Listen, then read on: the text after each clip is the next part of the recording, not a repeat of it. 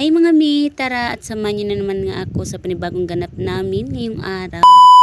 Dahil gabi na naman nga ay oras na naman nga pagkasikaso nga ng hapunan namin ngayon. Bali nga mga mi ay kakarating nga lang ni paring Rex na galing bundok. May dala-dala nga siyang papaya. Gugulayin nga namin ngayon at ito nga ang ulam namin ngayong hapunan. Mga oras na yan mga mi ay nakapagsaing na nga rin ako niyan. Tapos ko nga lang din pala mga mi sa gawain ko dito sa loob ng bahay. Yung tipong kakaupo ko nga lang sa mga oras na yan. Pinakain ko na nga rin din yung mga bata para nga mamaya pag inaantok na sila ay hindi ko na nga kailangan gisingin para kumain. Pinauna ko na nga munang pakainin tong dalawa. Sakto naman nga at may tira nga kaming ulam kagabi. Yun nga ang pinaulam ko sa dalawang junakis ko. Buti na lang talaga mga mi itong dalawa ko ay nakasanayan na nga talaga nilang kumain nga ng mais. Kasi nga nung unang dating namin dito mga mi talagang nanibago sila. Ano nga daw bang klaseng pagkain yan? Sabi nga ng panganay ko, mama pagkain ba yan? Sabi ko nga dito sa dalawa kong kordapya mga mi masarap yan. Yan ang pagkain namin nung kabataan namin hanggang ngayon. Ngayon mga misawa ni Lord ay kumakain na nga sila niyan. Gustong gusto na nga rin nila. Nung una talaga mga mi, grabe nahihirapan talaga kami ni paring Rex. At kailangan talaga namin silang bilhan nga nung bigas na palay kasi hindi pa nga sila nakain ng mga time na yun. Hindi rin naman nagtagal ay kumain na rin nga sila. Paminsan-minsan mga mi ay ang sinasain ko nga ay bigas na mais para nga masanay sila. Nagpalit-palitan ko minsan sa umaga ay mais na bigas at sa tanghalian at hapunan nga ay bigas na palay. Yun lang ang ginagawa ko mga mi hanggang sa ngayon ay nasanay na nga sila. Gusto kasi ng tatay ko mga mi na yung mais at yung palay ay paghaluin para mas lalo nga siyang tumagal. Kumbaga hindi siya maaksaya. Minsan naman nga mga mi ay hinahati ko. Yung kalahati ay may halong mais, yung kalahati ay wala ay para sa kanila. Dahil ako naman nga ang tagasaing dito sa amin ay ini-internet ko nga ang pagsasaing. Diri na ganita sa akong video mga mi kay